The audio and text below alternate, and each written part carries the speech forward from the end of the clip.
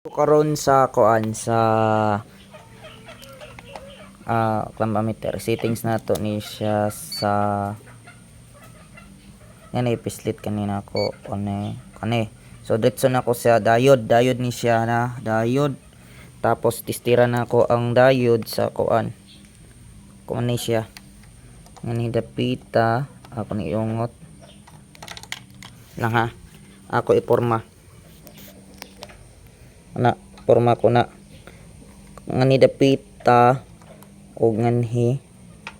tao na to nganhi zero nakadayod na siya 0. Kato ni balihon na siya reading, pero kung ganina to ibali 0 na siya, so more good ni kani good ni siya siguro 0. Pero kung balihon na to pikas 0 balihon na to tapos pikas sa sad siya balihon na to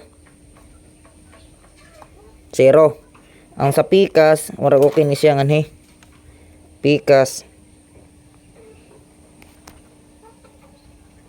kani 0 pikas siya makita man ninyo ana makita na nimo pikas pod